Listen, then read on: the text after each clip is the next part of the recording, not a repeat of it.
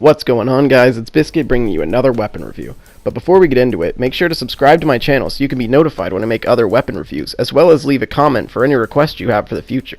Let's get into it. Today we're reviewing the Distant Star. The Distant Star is the Iron Banner Scout Rifle for Year 3. More specifically, we're talking about the vendor roll on this weapon. If you get to rank 5 with the Iron Banner, you can buy this weapon, and you definitely should make sure to do that before Tuesday. You can have full auto, hidden hand, and braced frame. I would 100% suggest taking the penalty to range with this weapon, however, if you're going to use full auto. With a scout rifle, you would think 10 would be enough, but going into the Crucible, it just doesn't cut it. For PvE purposes, I would use braced frame and extended mag with either hidden hand or Firefly. Both are good for PvE, so that one's up to personal preference, but I would most likely use Firefly. Now let's get into some action. This weapon is an absolute monster in Crucible. You can feel how much hidden hand helps this weapon, and I never really saw full auto as a necessary perk, but with this rate of fire, full auto is extremely powerful. You can let off shots very quickly, which makes for high DPS. Here are some clips of me using this weapon in the Crucible, and after we'll get into how this weapon compares to the Mida multi-tool, which shares the same rate of fire.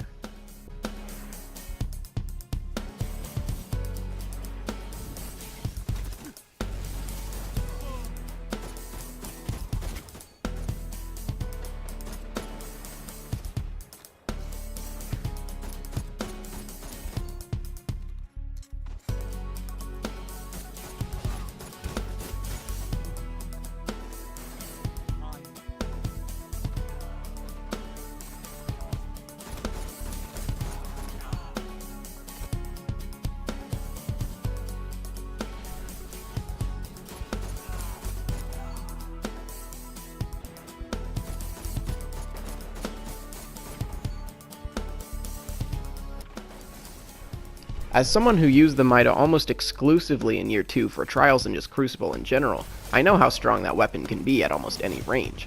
This weapon is great, but there are some key differences. The Mida to me still seems more reliable as it seems to have a larger hitbox in game, but this weapon is very strong, and with full auto and hidden hand it may just get the edge over the Mida.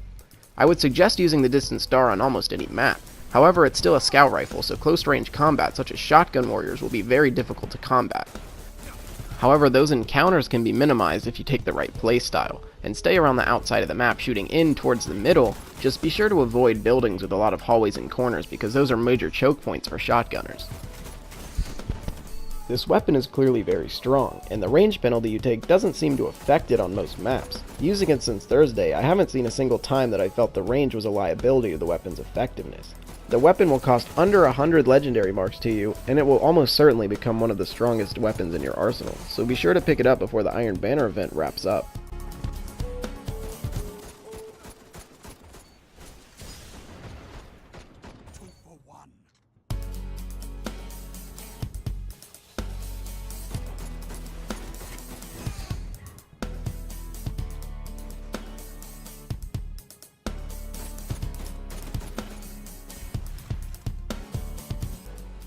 Well, that's been it for the weapon review.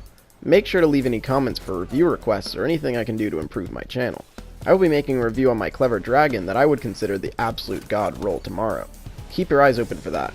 Be sure to like this video if you enjoyed because it would help me out a lot. Also be sure to subscribe for daily Destiny videos. It's been Biscuit.